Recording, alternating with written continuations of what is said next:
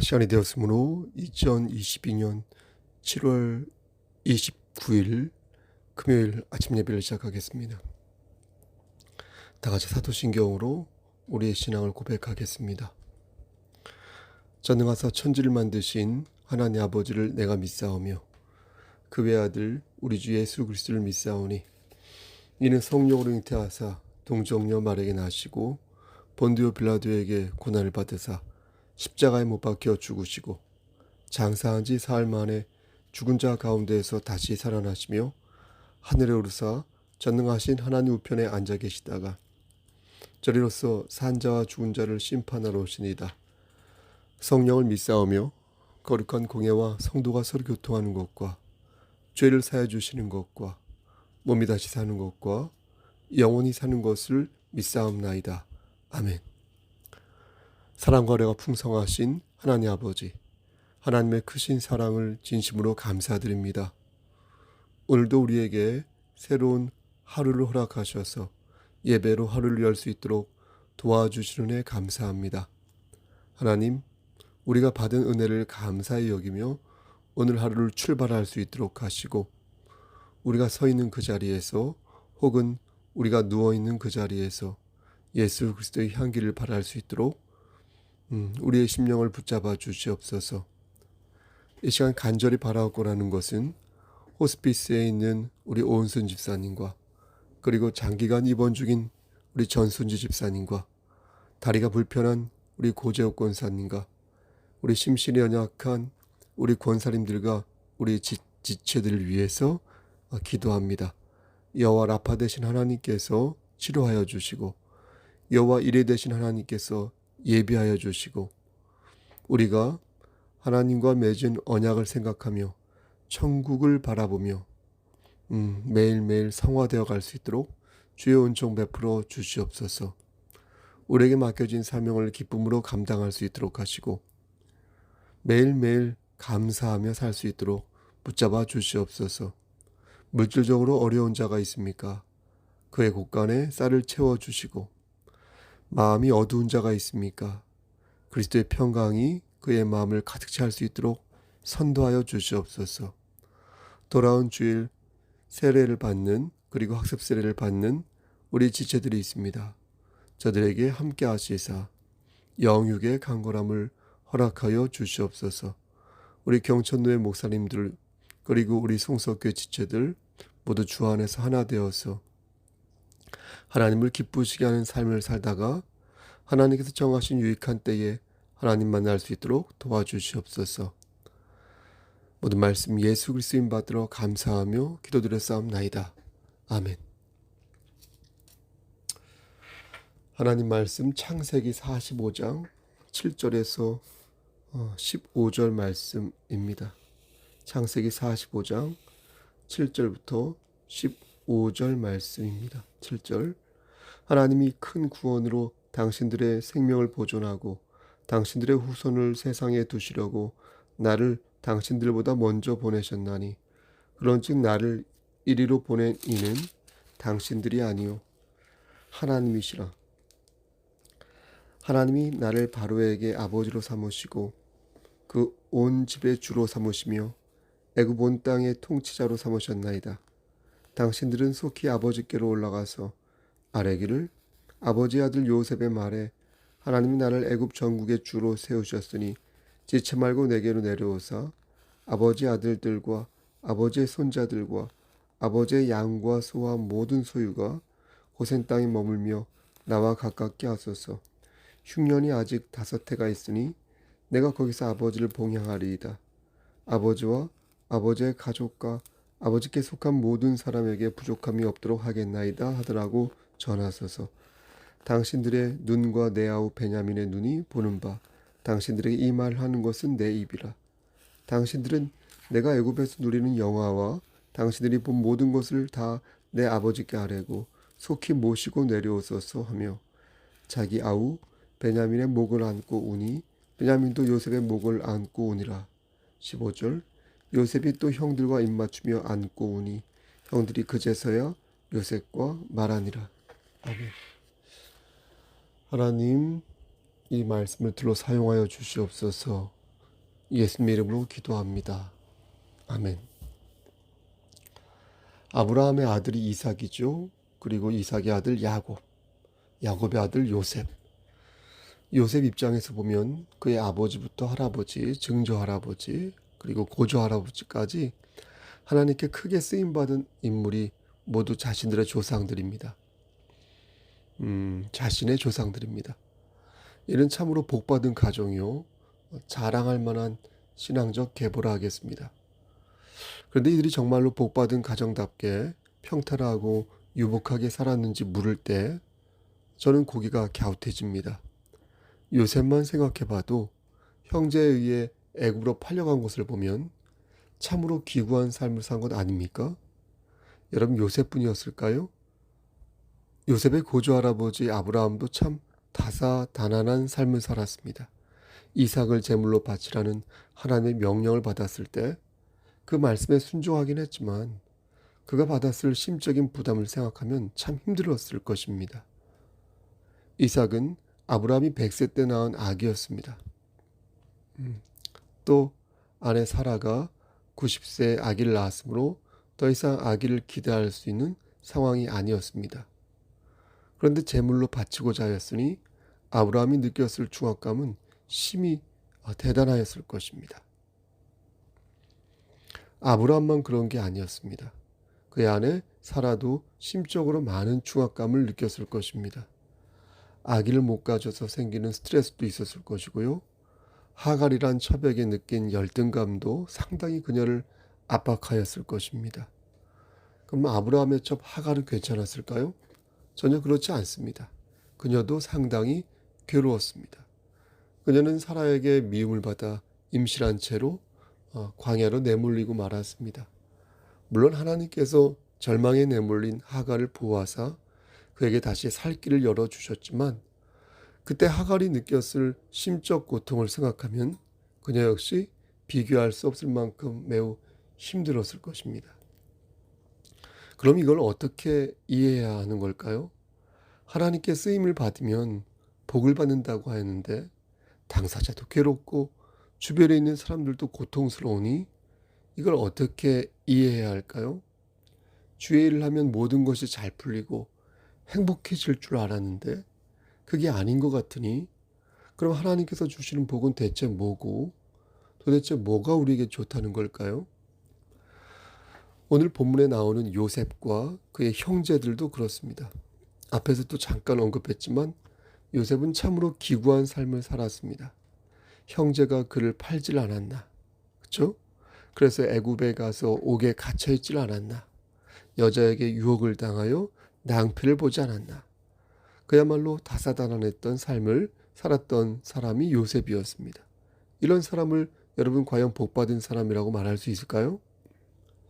인간적으로 볼 땐 그런 것 같지 않습니다. 그들은 참으로 기구하고 참 헝클어진 삶을 살았습니다. 그러므로 충분히 안타깝고 불쌍하게 보일 수 있습니다. 하지만 그들은 분명 복을 받은 사람들이었습니다. 아브라함도 그렇고 이삭과 야곱도 그렇고 유대인들에게 40에서 하나 감한매를 5번이나 맞았던 사도 바울도 그렇습니다. 하나님의 구원 사역으로 볼 때는 하나님께 쓰임받는 자가 쓰임받은 자가 복받은 자가 되는 것입니다. 중요한 것은 내가 누구의 수족이고 누구의 자녀인지가 중요합니다. 멸망의 아들들은 마귀의 수족, 도구이지만 하나님의 아들들은 하나님의 수족이요 하나님의 도구인 것입니다. 물론 그 도구에는 결이 좀 다른 도구가 있어서 더 크고 깊게 쓰이는 도구가 있는 반면에 그렇지 않고 얕게 쓰이는 도구도 있어서 이렇게 되면 하나님께 크게 쓰임받는 사람일수록 어때요? 더 큰 복을 받는 사람이 되는 것입니다. 이렇게 말씀드리면 어떤 분은 저에게 이렇게 물을 수도 있겠습니다. 목사님, 저는 그냥 천국에 가는 정도만 멍에를 지고 싶습니다. 그 정도 멍에만 지고 간다면 더없이 좋겠습니다. 라고 말입니다. 구원만 받을 정도로 적당하게 사용되다가 천국에 안착하자는 것입니다. 저도 그런 생각을 솔직히 여러 번 한 적이 있습니다. 그런데 그건 내가 결정할 바가 아닌 듯합니다. 그릇의 크기는 내가 아니라 하나님께서 결정하시는 것이므로 내가 어떻게 사용될지는 우리로서는 알 도리가 없는 것입니다. 저도 늘 하는 말이지만 제가 이렇게 살 줄 저는 꿈에도 몰랐습니다. 이것은 하나님의 전적인 뜻이 있었기에 가능한 일이라고 저는 믿고 있습니다. 여러분도 그렇지 않습니까? 저만 그런 게 아니라 여러분의 삶이 이렇게 인도될 줄 여러분 아셨습니까? 예상하셨습니까? 우리의 삶은 하나님이 만드시는 것이요. 돌아보면 나의 계획과 뜻은 그렇게 큰 영향을 미치지 않았음을 우리가 뒤늦게 알게 되는 것입니다. 그래서 잠언 16장 9절 말씀을 보면 사람이 마음으로 자기의 길을 계획할지라도 그의 걸음을 인도하시는 이는 여호와시니라. 이렇게 말씀하신 것입니다. 우리가 계획은 참 많이 세우지 않습니까? 하지만 결국 나를 이끄시고 열매를 맺게 하시는 분은 누구다? 하나님이죠. 하나님. 전능하신 여호와 하나님이시라는 겁니다. 그래서 요셉도 자신을 판 형제들에게 이렇게 말한 것입니다. 5절 말씀에 당신들이 나를 이곳에 팔았다고 해서 근심하지 마소서. 한탄하지 마소서. 하나님이 생명을 구원하시려고 나를 당신들보다 먼저 보내셨나이다. 이렇게 요셉도 말을 한 것입니다. 그러니까 요셉은 드디어 깨달은 것입니다. 내가 이런 이유로 핍박받았구나. 내가 이런 이유로 모진 고통을 받았구나. 그래서 총리가 된 것이고 그래서 이 자리에 앉아 하나님의 뜻을 상고하게 되었구나. 사랑하는 성도 여러분, 근데 여기서 우리가 명심해야 할 사실 하나가 있습니다. 그것은 바로 하나님께서는 의도적으로 죄송합니다. 우리를 힘들게 하지 않는다는 것입니다. 요셉의 고통은 그의 경거망동 때문이었지 하나님 때문이 아니었습니다. 요셉이 받은 홀대 있죠? 홀대는 아버지 야곱의 편애 때문이었지 하나님의 잘못이 아니었습니다. 우리가 겪는 고난을 생각할 때 우리는 먼저 우리 안에 있는 죄를 생각할 필요가 있습니다. 나의 고통은 이 욕심과 망상 때문에 온 것이지 하나님 때문에 온 고통이 아니라는 것입니다. 하지만 우리를 선한 길로 인도해 주시는 하나님의 능력을 우리가 믿기에 우린 성경에서 말씀하는 심은 대로 거두는 것과 심는 것과 상관없이 역사하시는 하나님의 권능을 의지하는 것입니다. 저는 고난도 이러한 관점에서 바라볼 수 있다고 생각합니다. 우리의 고난과 고통이 나의 욕심 때문인가? 아니면 하나님의 섭리에 의한 것인가? 생각하면 생각할수록 이 두 가지가 묘하게 혹은 절묘하게 연결되어 있기도 하고 또 구분이 되기도 하여서 하나님의 심오한 뜻을 재차 발견하게 되는 것입니다.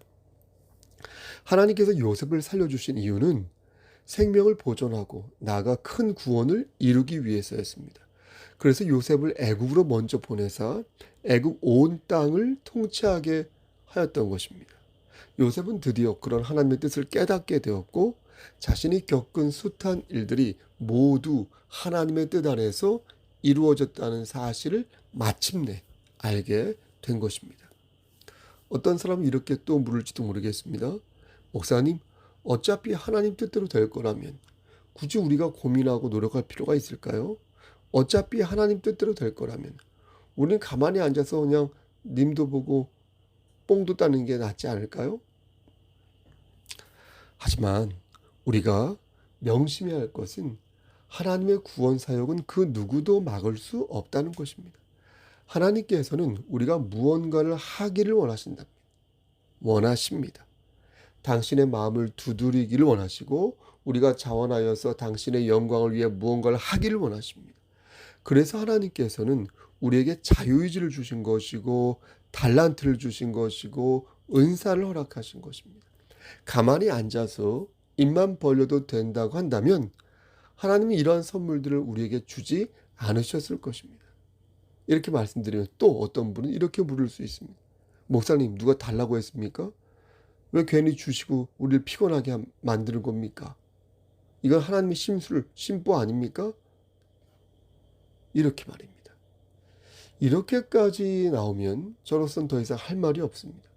다만 그건 종이 주인에게 할 수 있는 말이 아니다 정도 말해주고 싶습니다. 토기가 토기장이에게 할 수 있는 말은 여러분 제한되어 있습니다. 우리가 그걸 알아야 합니다. 토기가 토기장이한테 할 수 있는 말이 무한한 것이 아니라는 거예요. 아무리 우리가 하나님의 자녀라 하여도 넘어서는 아니 될 선이 있다는 것입니다. 만약 그 선을 넘으면 끝까지 강팍한 자가 되어 마귀에게 쓰임받는 멸망의 아들이 되겠다는 그런 작정인 것입니다. 사랑하는 성도 여러분, 하나님께서는 오늘 본문을 들어 우리에게 가르치십니다. 내가 너희에게 고통을 주는 이유는 너희가 진정 성숙함에 이르기를 원해서이다. 하나님께서는 자기 백성을 성숙에 이르도록 하시기 위해 고통이라는 기제를 연단의 수단으로 사용하신다는 것입니다. 요셉의 아버지 야곱은 창세기 43장 14절에서 이렇게 말하였습니다.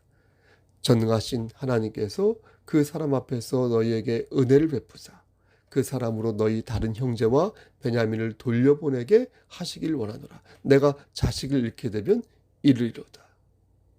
이것은 고통 뒤에 성숙해진 야곱의 고백이었습니다. 야곱은 여러분 이런 사람이었습니까? 원래 이런 사람은 아니었습니다. 그런데 많은 연단, 많은 단련 끝에 내가 할 수 있는 것은 전능하신 하나님께 모든 것을 맡기는 것뿐이다 라는 것을 깨달으면서 드디어 성숙한 그리스도인의 모습을 보이게 된 것입니다. 시편 105편 17절에서 19절 말씀을 보면 요셉이 어떻게 단련되었는지를 알 수 있습니다. 그가 한 사람을 앞서 보내셨으며 요셉이 종으로 팔렸도다. 그의 발은 착고를 차고 그의 몸은 쇠사슬에 매었으니 곧 여호와의 말씀이 응할 때까지라. 그 말씀이 저를 단련하였도다. 하나님께서는 자기 백성을 연단시키기 위해 고통을 사용하신 것입니다. 고통을 위해 고통을 주신 것이 아니라 그가 더 강해지고 성숙해지기를 바라는 마음으로 고통을 허락하신 것입니다. 그리고 우리는 이 고통 뒤에 비로소 하나님의 뜻과 목적을 알게 되는 것입니다. 아, 이래서 나를 여기에 보내셨구나. 보내주셨구나. 아, 이래서 나를 이렇게 세우셨구나. 오직 각 사람이 시험을 받는 것은 자기 욕심에 끌려 미혹됨이니 욕심이 잉태한 즉 죄를 낳고 죄가 장성한 즉 사망을 낳는다는 말씀이 바로 이것이었구나. 알게 된다는 것입니다.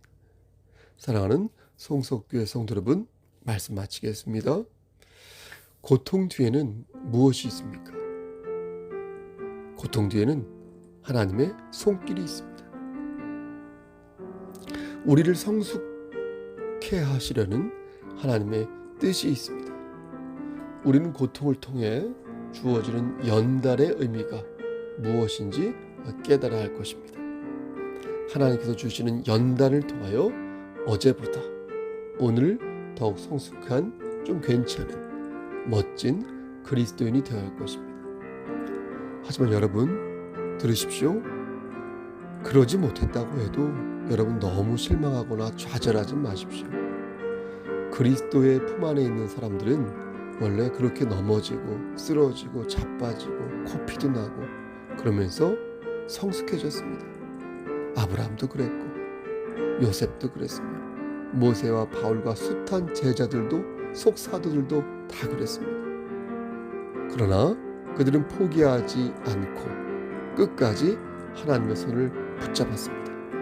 여러분 오늘 하루 그러한 삶을 사시기를 우리를 죄에서 구속하여 주신 주 예수 그리스도의 받들어 간절히 축원합니다. 아멘. 이제는 우리를 죄에서 구속하여 주신 우리 구주 예수 그리스도의 은혜와 아버지 하나님의 만극하신 그 사랑하심과 성령 하나님의 교통하시고 인도하시는 모든 역사하심이 하나님 말씀 안에서 오늘도 멋지게 독수리 날갯짓을 하며 예수의 냄새를 바라며 아름다운 의의 열매 맺기를 소원하는 여기 모인 성도와 그들의 가정과 이 제단과 이 나라 위에 하나님의 사랑하심이 세세토록 함께 계실지어다. 아멘. 예배를 마쳤습니다. 지금이 12시 16분이네요. 좀 후텁지근한 것 같습니다. 여러분 건강 유의하시고요. 돌아오는 주일은 성찬식이 있습니다. 유념해 주시고요. 그리고 혹시 무슨 일 있으면 연락 주시길 바랍니다.